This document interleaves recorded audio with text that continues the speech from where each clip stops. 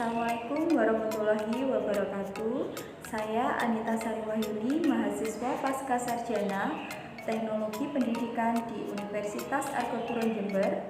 Pada kesempatan kali ini akan mempresentasikan mengenai tugas akhir mata kuliah isu dan tren dalam teknologi pendidikan yang diampu oleh dosen Ibu Dr. Vera Sati Andini MM. Judul dari presentasi yang akan saya sampaikan yaitu mengenai peran pendidik dalam pembelajaran jarak jauh di era pandemi COVID-19. Latar belakang. Guru merupakan elemen utama yang memiliki peran penting dalam pendidikan formal. Keberadaannya menjadi penentu keberhasilan peserta didik dan kualitas pendidikan. Pada masa pandemi COVID-19 saat ini, guru dituntut harus mampu menunjukkan kompetensi guru dalam membimbing, melatih, mendidik, dan mengajar siswanya. Sesuai dengan kebijakan yang ditetapkan oleh pemerintah, yaitu diwajibkan untuk seluruh sekolah melakukan sistem pembelajaran secara daring. Oleh karenanya, guru maupun siswa harus sama-sama bekerja sama agar tujuan dari pembelajaran selama pandemi COVID-19 tercapai. Guru harus tetap menjalankan tugasnya dalam mengajar, melatih, mendorong kreativitas meskipun tanpa harus bertatap muka secara langsung dengan siswa. Dalam hal ini diperlukannya peran guru dalam menunjang proses pembelajaran secara daring atau dalam jaringan. Pada presentasi kali ini, topik pembahasan yang akan dibahas yang pertama yaitu mengenai peran pendidik pada pembelajaran jarak jauh di era pandemi. Yang kedua yaitu dampak positif dan dampak negatif pandemi COVID-19 terhadap dunia pendidikan. Dan yang ketiga yaitu mengenai peran sekolah dalam pembelajaran jarak jauh di era pandemi COVID-19. Pada topik pembahasan yang pertama, kita akan membahas tentang peran pendidik pada pembelajaran jarak jauh di era pandemi. Peran yang pertama yaitu guru sebagai pengajar. Guru adalah seorang yang pekerjaannya mengajar. Maka, dalam hal ini guru yang dimaksudkan adalah guru yang memberikan pelajaran atau memberikan materi pelajaran pada sekolah-sekolah formal dan memberikan pelajaran atau mengajarkan materi tersebut kepada peserta didik. Yang kedua yaitu peran guru sebagai pembimbing. Seorang guru harus memenuhi bahwa peserta didik sebagai individu yang unik dan keunikan itu bisa dilihat dari adanya perbedaan. Artinya, tidak ada dua individu yang sama baik dalam bakat maupun minat. Jadi seorang guru harus mampu membimbing siswanya agar mereka dapat menemukan potensi yang dimilikinya. Peran yang ketiga yaitu guru sebagai pelatih. Guru sebagai pelatih yaitu dalam proses pendidikan dan pembelajaran memerlukan latihan dan keterampilan, baik intelektual maupun motorik, sehingga menuntut guru untuk bertindak sebagai pelatih. Hal ini lebih ditekankan lagi karena tanpa latihan, peserta didik tidak akan mampu menunjukkan penguasaan kompetensi dasar dan tidak akan mahir dalam berbagai keterampilan yang dikembangkan sesuai dengan materi standar. Peran yang keempat yaitu guru sebagai penasihat. Guru adalah seorang penasihat bagi peserta didiknya. Bahkan bagi orang tua, untuk itu sangat dibutuhkan seorang guru yang bertindak sebagai penasihat yang siap membantu peserta didik yang mengalami kesulitan dalam proses pembelajaran. Guru bertindak sebagai penasihat yaitu dengan memberikan nasihat dan motivasi serta bimbingan kepada peserta didiknya.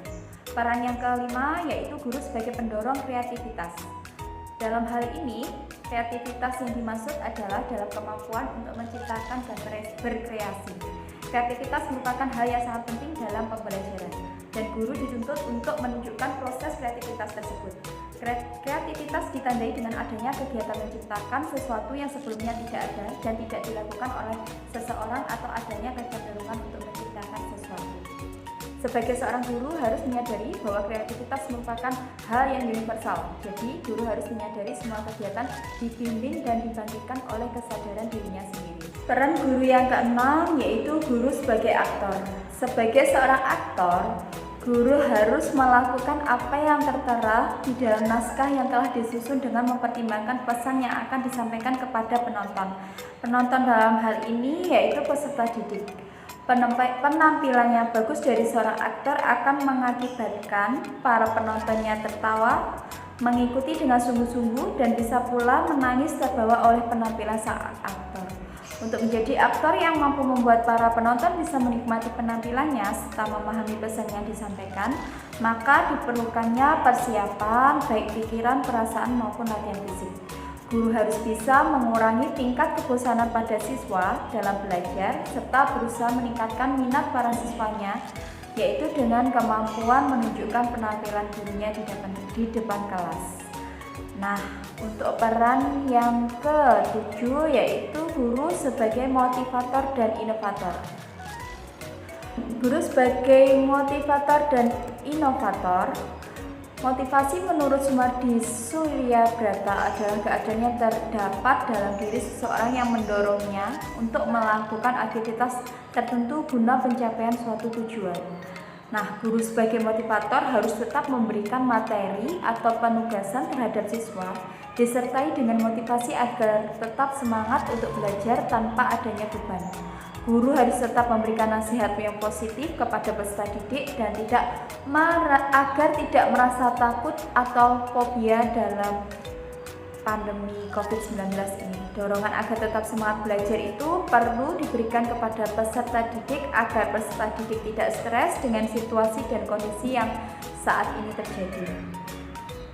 Nah, untuk peran guru yang terakhir, yang ke-8 yaitu guru sebagai evaluator.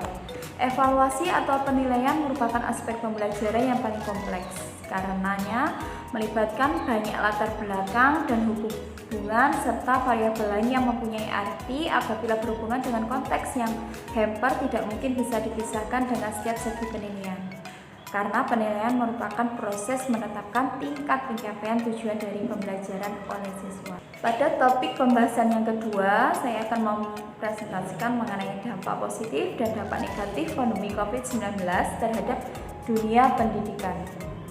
Dampak positif dari pandemi COVID-19 terhadap dunia pendidikan yaitu meliputi yang pertama, memicu percepatan transformasi pendidikan. Yang kedua, banyak muncul aplikasi pembelajaran online. Yang ketiga, jumlah kursus online gratis. Yang keempat, munculnya kreativitas tanpa batas. Yang kelima, yaitu kolaborasi orang tua dan guru. Yang keenam, penerapan ilmu dalam keluarga. Yang ketujuh, guru menjadi lebih akrab dan melek teknologi. Yang kedelapan, internet sebagai sumber informasi yang positif. Dan yang kesembilan, yaitu siswa dapat diawasi oleh orang tua secara langsung.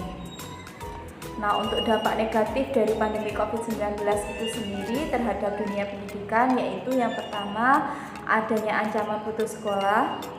Yang kedua, penurunan capaian belajar.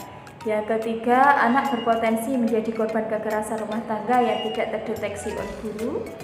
Yang keempat, keterbatasan gawai dan kuota internet sebagai fasilitas penunjang belajar daring. Yang kelima, yaitu anak beresiko kehilangan pembelajaran atau learning loss. Dan yang keenam, anak kurang bersosialisasi. Pada topik pembahasan yang ketiga, saya akan mempresentasikan mengenai peran sekolah dalam pembelajaran jarak jauh di era pandemi COVID-19. Nah, apa sih peran sekolah sendiri dalam pembelajaran jarak jauh? Lembaga pendidikan yang merupakan wadah bersatunya dan berputarnya ilmu pengetahuan menjadikan denyut peradaban dimulai. Lembaga pendidikan dalam perannya sebagai tempat bernaung para pendidik dan peserta didik. Oleh karena itu, lembaga memiliki peran yang sangat vital dalam membangun cita-cita luhur bersama. Lalu, apa sih yang perlu dilakukan lembaga pendidikan di era pandemi COVID-19 ini? Nah, berikut ini adalah hal-hal yang perlu dilakukan lembaga di era pandemi COVID-19.